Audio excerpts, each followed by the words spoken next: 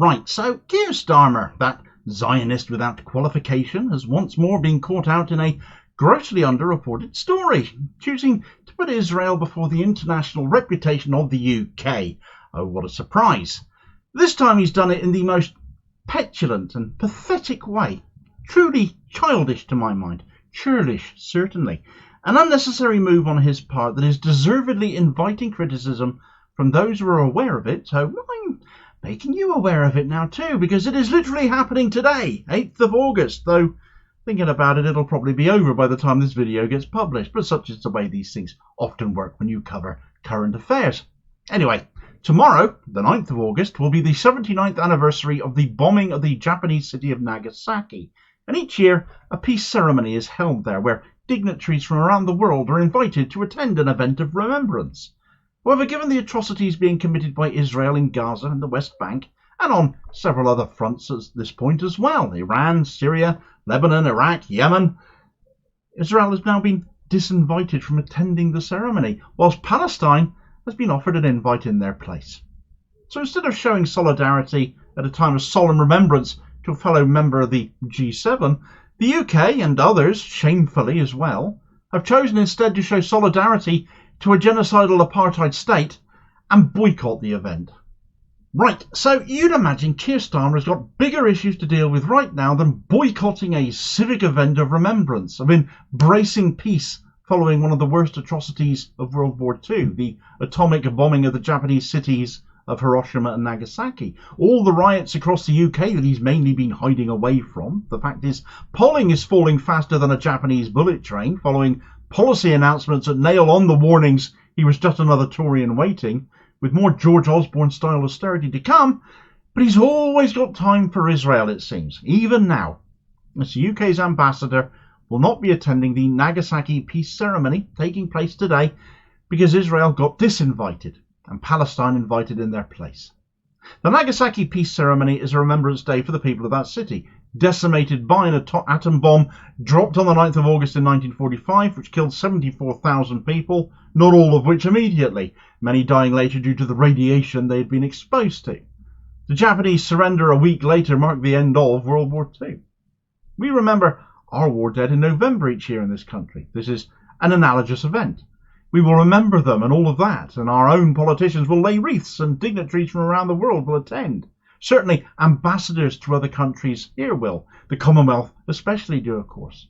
So it is to my mind a particularly vile and insulting thing to not attend such events as representatives of other countries.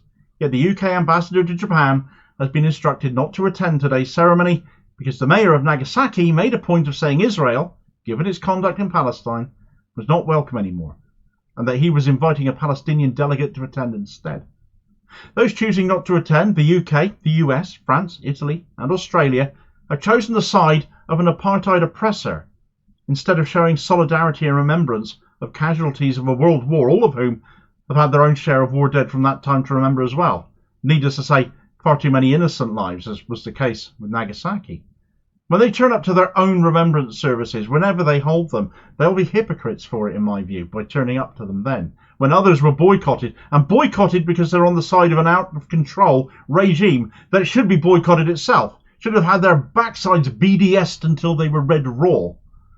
The US, of course, was the country who dropped that atom bomb on Nagasaki, but instead of paying their respects to the thousands who died by their hands, they're siding with a nation that has dropped the equivalent of 2.5 atom bombs over the last 10 months all across the Gaza Strip.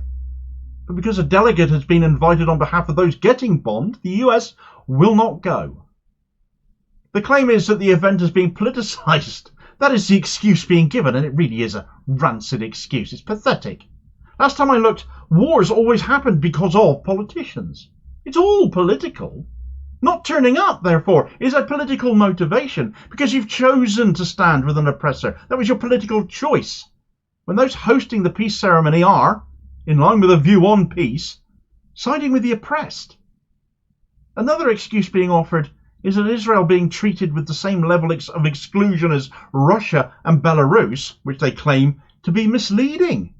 I thought to myself, what a pity the UK held up the case for those arrest warrants against Benjamin Netanyahu and Yoav Gallant, because if they'd been issued already, as had already been done at this point to Vladimir Putin, of course, that excuse would clearly fall on deaf ears. As it is, the mere fact those arrest warrants are still being sought makes it a weak excuse anyway. How pathetic that even over a remembrance ceremony, Israel still has to come first. Israel has to get prioritised. Israel is more important. And protecting it and siding with it, no matter what atrocities it continues to mete out, is absolute for some politicians in some countries. Hiroshima held their equivalent event last Tuesday. Israel was invited. This is another excuse being brought up. Separate cities, separate mayors, and Nagasaki's mayor, Shiro Suzuki, cited the massive protests against Israel in Hiroshima as one other reason he didn't want Israel there. It is supposed to be about remembrance, remembering the dead, not politicisation. And this is coming from a guy in their mayor whose parents survived that Nagasaki strike in 1945, who will still have pressed the flesh with the likes of the US ambassador if they had shown the dignity and respect to bother to turn up, but they won't be. Now, unfortunately, where Hiroshima was supposed to be an event of remembrance, it got overshadowed by protests. Where Nagasaki have sought to avoid that, this diplomatic fallout is now overshadowing it. What gets forgotten is the entire point of the ceremony itself, remembering the lives of those lost. 5 countries have chosen to boycott a remembrance event when none of them can bring themselves to boycott a nation committing genocide. I suppose at least we now know they do understand the concept of a boycott, but it just shows they and their leaders, including Keir Starmer, Tel Aviv Keith, yet another of his nicknames, are more outraged by the mayor of Nagasaki exercising his own discretion to protect the integrity of the peace ceremony than the horrors being committed by the nation that has been told it isn't welcome. Amoral just isn't a big enough word. But this brings absolute shame down upon our country here yet again. The condemnation on social media has, of course, therefore been justifiably excoriating. Labour NEC member Jess Barnard, for example, tweeted out, "This is astounding. British Ambassador to Japan, Julia Longbottom, is boycotting the Nagasaki peace ceremony because she disagrees with their decision not to invite Israel. Russia has not been invited for the past 3 years. Frankly, if Longbottom had been instructed to go, she'd go. It's her job." That was my immediate thought there. But coming from a member of Starmer's own party in Barnard, his own party executive in fact, it's notably damning. Starmer's general election opponent and former South African ANC MP Andrew Feinstein also weighed in on this subject, saying, "Extraordinary. The US, UK, France, Italy and Australia are boycotting the Nagasaki peace ceremony because an apartheid state, as the ICJ has determined, that is committing a genocide, as the ICJ has warned, has been disinvited. These countries have abandoned any pretense of seeking peace in order to support an apartheid, genocidal state." And he's right. For all of the hand-wringing about comparisons to Russia and Belarus, the ICJ have provisionally ruled on Israel as such. It's a genocidal state. And if these politicians like Starmer can say such things about Russia, why not Israel as well? Why the double standard? Or does international law simply not apply despite claims from the government to the contrary? At least where Israel is concerned anyway. Keir Starmer seems to manage to find a new way to disgrace himself and disgust the public each and every day. Little wonder his personal approval ratings have tanked 15 points in just 2 weeks, and they're bound to go lower. And it's not just him either. Labour are already sinking in the eyes of the public. Little wonder when each day they are no change from the government that came before, despite promising change. Check out this video recommendation here, though, for all the details of just how bad things are looking already for Team Keith.